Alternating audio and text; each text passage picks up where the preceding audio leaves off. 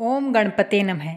आज हम सबसे बड़े ग्रंथ यानी कि भगवत गीता श्रीमद् भगवत गीता का पाठ करेंगे और आज ही इसकी शुरुआत है। सबसे पहले अध्याय का आज पाठ किया जाएगा। इसमें हम संस्कृत के श्लोकों का पाठ नहीं करेंगे बल्कि पूर्ण रूप से हिंदी में ही इसका पाठ करेंगे। और आप जब इस गीता का पाठ करेंगे तो आपसे अनुरोध है कि आप अपने पास एक पात्र यानी कि एक लोटे में जल भरकर रख सकते हैं और आसन पर बैठकर शुद्ध होकर इसका पाठ सुनिए।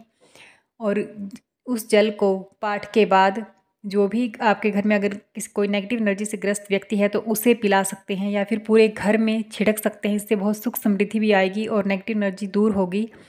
और या फिर आप भगवान सूर्यदेव को अर्घ के रूप में दे सकते हैं। तो और जब ये पूर्ण गीता का पाठ इनके पूरे के पूरे आपको 18 अध्याय जब हो जाएंगे तो आपके मतलब जो मन्नत है या फिर जो आपके पूर्ण कार्य हैं वो आप बहुत ही पॉजिटिव महसूस करेंगे। तो अब शुरुआत करते हैं श्रीमद् भागवत गीता का। धृतराष्ट्र ने कहा, हे संजय, धर्मभूमि कुरुक्षेत्र में युद्ध की इच्छा से एकत्र हुए मेरे तथा पांडु के पुत्रों ने क्या किया। संजय ने कहा, हे राजन, पांडुपुत्रों द्वारा सेना की व्यूह रचना देखकर राजा दुर्योधन अपने गुरु के पास गया और उसने ये शब्द कहे, हे आचार्य, पांडुपुत्रों की विशाल सेना को देखें जिसे आपके बुद्धिमान शिष्य द्रुपद के पुत्र ने इतने कौशल से व्यवस्थित किया है। इस सेना में भीम तथा अर्जुन के समान युद्ध करने वाले अनेक वीर धनुर्धर हैं, यथा महारथी युयुधान, विराट और द्रुपद। इनके साथ ही धृष्टकेतु, चेकितान, काशीराज, पुरुजित, कुंतीभोज तथा शैव्य जैसे महान शक्तिशाली योद्धा भी हैं। पराक्रमी युधामन्यु, अत्यंत शक्तिशाली उत्तमौजा, सुभद्रा का पुत्र तथा द्रौपदी के पुत्र, ये सभी महारथी हैं।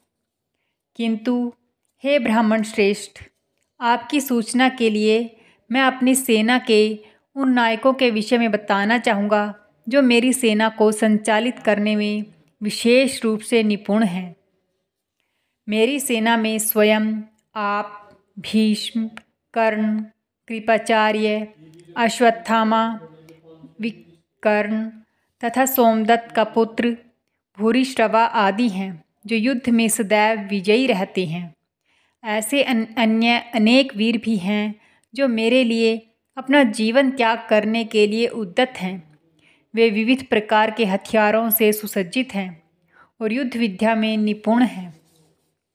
हमारी शक्ति अपरिमेय है और हम सब पितामह द्वारा भली भांति संरक्षित हैं, जबकि पांडवों की शक्ति भीम द्वारा भली भांति संरक्षित होकर भी सीमित है। अतएव सैन्य व्यूह में अपने अपने मोर्चों पर खड़े होकर आप सभी भीष्म पितामह को पूरी सहायता दें। तब कुरुवंश के वयोवृद्ध परम प्रतापी एवं वृद्ध पितामह ने सिंह गर्जना की। किसी ध्वनि करने वाले अपने शंख को उच्च स्वर में बजाया, जिससे दुर्योधन को हर्ष हुआ।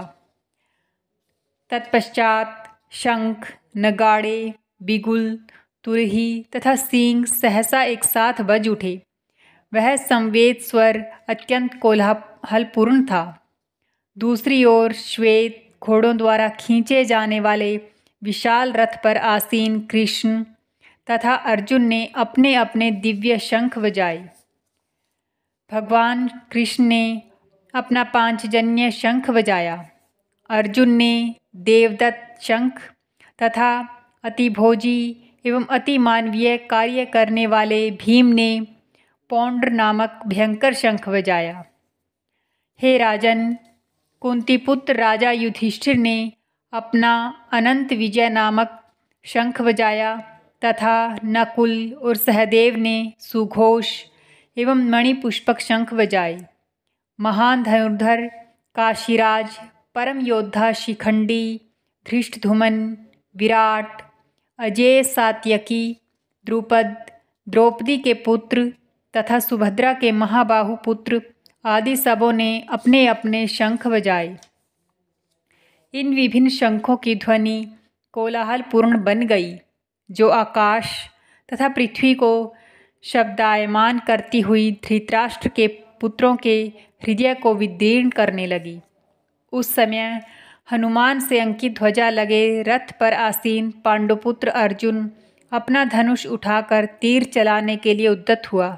हे राजन, धृतराष्ट्र के पुत्रों को व्यूह में खड़ा देखकर अर्जुन ने श्री कृष्ण से ये वचन कहे। अर्जुन ने कहा, हे अच्युत, कृपा करके मेरा रथ दोनों सेनाओं के बीच ले चलें। मैं यहाँ उपस्थित युद्ध की अभिलाषा रखने वालों को तथा शस्त्रों की इस महान परीक्षा में जिनसे मुझे संघर्ष करना है उन्हें देख सकूं। मुझे उन लोगों को देखने दीजिए जो यहाँ पर धृतराष्ट्र के दुर्बुद्धि पुत्र को प्रसन्न करने की इच्छा से लड़ने के लिए आए हुए हैं। संजय ने कहा, हे भरतवंशी, अर्जुन द्वारा इस प्रकार संबोधित किए जाने पर भगवान कृष्ण ने दोनों दलों के बीच में उस उत्तम रथ को लाकर खड़ा कर दिया। भीष्म, द्रोण तथा विश्व भर के अन्य समस्त राजाओं के सामने भगवान ने कहा कि हे पार्थ, यहाँ पर एकत्र सारे कुरुओं को देखो। अर्जुन ने वहाँ पर दोनों पक्षों की सेनाओं के मध्य अपने चाचा, ताऊओं, पितामहों, गुरुओं, मामाओं, भाइयों, पुत्रों, पौत्रों, मित्रों, ससुरों और शुभचिंतकों को भी देखा। जब कुंती पुत्र अर्जुन ने मित्रों तथा संबंधियों की इन विभिन्न श्रेणियों को देखा तो वह करुणा से अभिभूत हो गया और इस प्रकार बोला। अर्जुन ने कहा, हे कृष्ण, इस प्रकार युद्ध की इच्छा करने वाले अपने मित्रों तथा संबंधियों को अपने समक्ष उपस्थित देखकर मेरे शरीर के अंग काँप रहे हैं और मेरा मुंह सूखा जा रहा है। मेरा सारा शरीर काँप रहा है, मेरे रोंगटे खड़े हो रहे हैं, मेरा गांडीव धनुष मेरे हाथ से सरक रहा है और मेरी त्वचा जल रही है। मैं यहाँ अब और अधिक खड़ा रहने में असमर्थ हूँ। मैं अपने को भूल रहा हूँ और मेरा सिर चकरा रहा है। हे कृष्ण, मुझे तो केवल अमंगल के कारण दिख रहे हैं। हे कृष्ण, इस युद्ध में अपने ही स्वजनों का वध करने से न तो मुझे कोई अच्छाई दिखती है और न ही मैं उससे किसी प्रकार की विजय, राज्य या सुख की इच्छा रखता हूँ। हे गोविंद, हमें राज्य, सुख अथवा इस जीवन से क्या लाभ, क्योंकि जिन सारे लोगों के लिए हम उन्हें चाहते हैं वे ही इस युद्ध भूमि में खड़े हैं। हे मधुसूदन, जब गुरुजन, पितृगण, पुत्रगण, पितामह, मामा, ससुर, पौत्रगण, साले तथा अन्य सारे संबंधी अपना अपना धन एवं प्राण देने के लिए तत्पर हैं और मेरे समक्ष खड़े हैं, तो फिर मैं इन सबको क्यों मारना चाहूँगा, भले ही वे मुझे क्यों न मार डालें। हे जीवों के पालक, मैं इन सबों से लड़ने को तैयार नहीं, भले ही बदले में मुझे तीनों लोग क्यों न मिलते हों। इस पृथ्वी की तो बात ही छोड़ दें, भला धृतराष्ट्र के पुत्रों को मारकर हमें कौन सी प्रसन्नता मिलेगी। यदि हम ऐसे आतताइयों का वध करते हैं तो हम पर पाप चढ़ेगा। अतः यह उचित नहीं होगा कि हम धृतराष्ट्र के पुत्रों तथा उनके मित्रों का वध करें। हे लक्ष्मीपति कृष्ण, इससे हमें क्या लाभ होगा और अपने ही कुटुंबियों को मारकर हम किस प्रकार सुखी हो सकते हैं। हे जनार्दन, यद्यपि लोभ से अभिभूत चित्त वाले ये लोग अपने परिवार को मारने या अपने मित्रों से द्रोह करने में कोई दोष नहीं देखते, किंतु हम लोग जो परिवार के विनिष्ट करने में अपराध देखते हैं, ऐसे पाप कर्मों से क्यों प्रवृत्त हो। कुल का नाश होने पर सनातन कुल परंपरा नष्ट हो जाती है और इस प्रकार शेष कुल भी अधर्म में प्रवृत्त हो जाता है।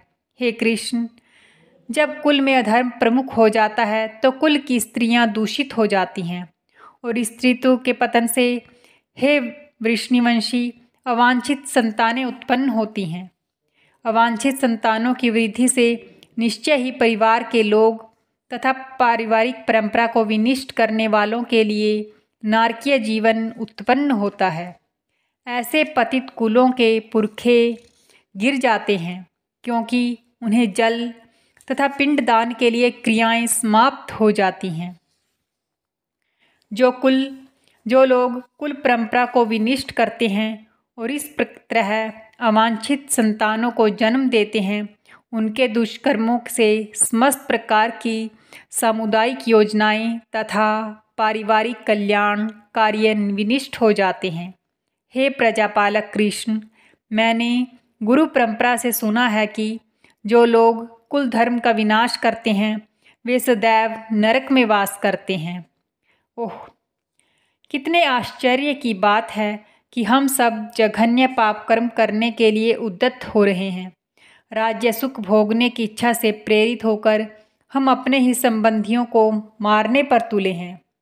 यदि शस्त्रधारी धृतराष्ट्र के पुत्र मुझ निहत्थे तथा रणभूमि में प्रतिरोध न करने वाले को मारें तो यह मेरे लिए श्रेष्ठकर होगा। संजय ने कहा। युद्धभूमि में इस प्रकार कहकर अर्जुन ने अपना धनुष तथा बाण एक ओर रख दिया और शोक संतप्त चित्त से रथ के आसन पर बैठ गया। इस प्रकार यह पहला अध्याय यहीं समाप्त होता है। आप लोगों से हाथ जोड़कर विनती है कि चैनल को सब्सक्राइब ज़रूर कीजिए और इस वीडियो से लगातार जुड़े रहिए। आगे ही दूसरे अध्याय का पाठ किया जाएगा और कमेंट बॉक्स में ओम नमो भगवते वासुदेवाय अवश्य लिखें। धन्यवाद। जय श्री राम।